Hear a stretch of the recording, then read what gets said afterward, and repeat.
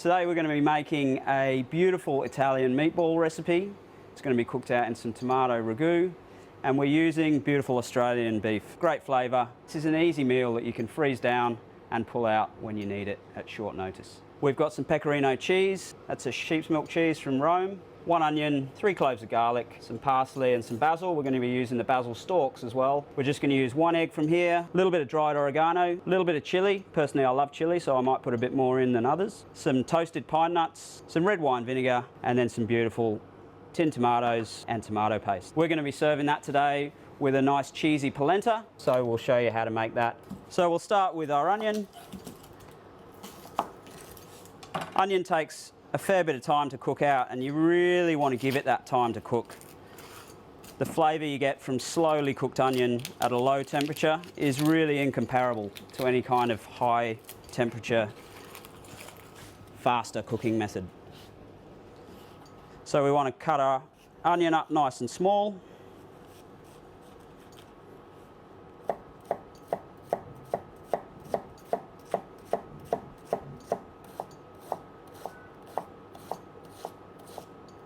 A little bit of oil in our pan, and anyone who tells you that Italians don't use butter is lying. Spent a lot of time in Italy and they use just as much butter as the French. So a little bit of oil and a little bit of butter in. It's going to get our onions cooking nicely and add some beautiful flavour into that sauce. Very important whenever you're cooking anything really is a little bit of salt. It's not just there for flavour, it actually changes how things cook. So it's a really important part of cooking, and we just want to leave that on a nice low temperature. Doesn't need stirring very often, as long as that temperature is nice and low. Pop a lid on it just for the first few minutes, and that'll get a nice even temperature into your pan. While that's going on, we're going to get our meatball mix ready. So we've got our beef mince, just 1 egg. We're going to use some of our pine nuts, some of our dried oregano, a little bit of garlic.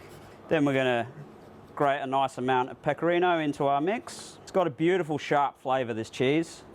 Really, really nice, balances out the sweetness we're going to get out of our sauce and the meatiness of that beautiful beef. We're then going to add a little bit of finely chopped parsley, and crucially, of course, a little bit of salt. Don't forget that cheese is salty, so you don't need too much salt in there, and a little bit of pepper. Chili is an optional ingredient. I love a little bit of chili, so I'm going to throw a bit of chili into that mix. All right, so now everything's in there. We're going to get our hands dirty and give everything a nice mix. Massage it together, squeeze it together. So once we've got that mix nicely mixed together, we're going to roll our meatballs. The size is up to you, but I think about a golf ball size is perfect. So we just roll it together nicely. Doesn't need to be a perfect ball. And then one good tip that I can give you is if you have wet hands, then that mix won't stick to your hands and you'll be able to roll the balls a little bit more easily. Great to do with kids, I reckon. All right, so our onions are getting there. So we're just going to take a little bit of that onion out and we're going to put that in our pot for our polenta later on. So we're going to keep this super rustic. We're just going to bash that garlic with the back of our knife. Get rid of the skin. So that garlic just roughly bashed up. That's going to go in with our onions. And then we're going to add a basil stalk. So we'll just throw in some roughly cut up basil stalk. We'll take that out, but it's just there for flavour. And it's a nice way to use up something that would normally just go in the bin. We're also going to add a bay leaf, fresh if you can. And this sauce here is called a Napoli sauce. So it's a pretty standard Italian tomato ragu used in all kinds of dishes. Today we're going to use it to cook out our beautiful Italian meatballs. So now that onion's getting there, we can see all of that sugar, that beautiful caramelisation starting to happen. Not really any colour yet. And that's where we're going to move on. Tomato paste. That needs cooking out a little bit, just 20 seconds or so. Takes a little bit of the acidity out of that tomato paste. So we can see the colour start to change on that tomato paste, a nice deep red, beautiful colour. And we're going to add our diced tomato. And we're going to let that sauce bubble away for about 15 or 20 minutes. And then we'll be ready for cooking out our meatballs. Beautiful colour in there. We'll pop that in our roasting tray, ready for when we've sealed off these meatballs. All right, so these meatballs, once we've rolled them, we just want to pop them in the fridge. 20 minutes is fine. And it just sets them a little bit, lets the outside dry a little bit, and gives us a nice seal when we come back to sealing them. All right, so a nice hot pan.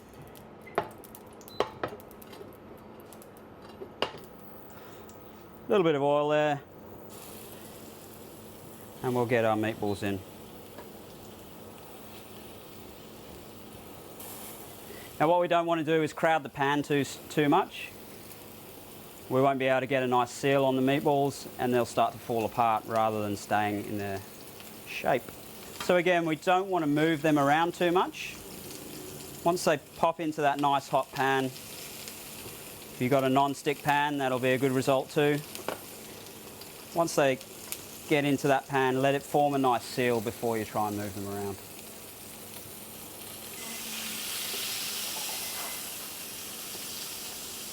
All right, so we'll pop them into our sauce. We'll deglaze that pan with a little bit of red wine vinegar. Now that we've finished all of those meatballs, got some beautiful seal, colour and flavour in there, we'll add that sauce back into the pan. Wherever possible, we want to use the same pans. Not only is that flavour in there, but it saves on a little bit of washing up. And then we're just going to cover that over and let it simmer away for about 20 minutes.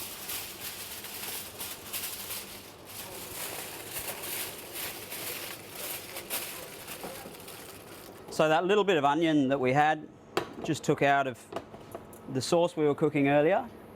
We're going to add the polenta in there. Half a cup is actually going to be plenty for 2 people to eat. All right, and then we're just going to slowly add our cold milk in there. Half a cup of polenta will take about 2 cups of milk. And while that's cold, make sure you stir it, because as soon as the heat gets in there, then you might start to get some lumps forming. So the first part of cooking polenta, we really do need to keep an eye on it, and we need to keep it moving so that it doesn't form any lumps. All right, so now that polenta's nearly there, we're going to add our cheese in. You can use any cheese here. Parmesan, pecorino. If you're a fan of blue cheese, then I thoroughly recommend some Gorgonzola.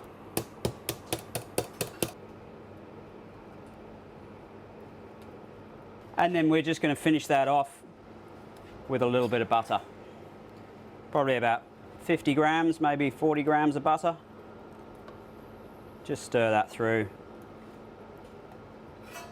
Okay, and that's our polenta finished. So just when we're plating up now, and again, I would be making more than I need to eat here. The polenta will keep in your fridge for a week or so. You just rewarm it. The meatballs, I would freeze down, and then you've got a meal ready to go in the future. So a little bit of that beautiful cheesy polenta. And then some of our beautiful beef Italian meatballs.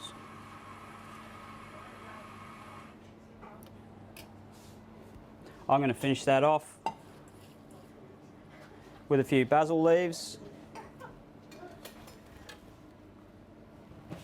a little bit of cheese. Who doesn't like cheese? And finally, because it's Italian, a good amount of olive oil. There we go, we've got beautiful Italian meatballs served with cheesy polenta. An easy meal using beef mince that you can freeze and pull out when you need it.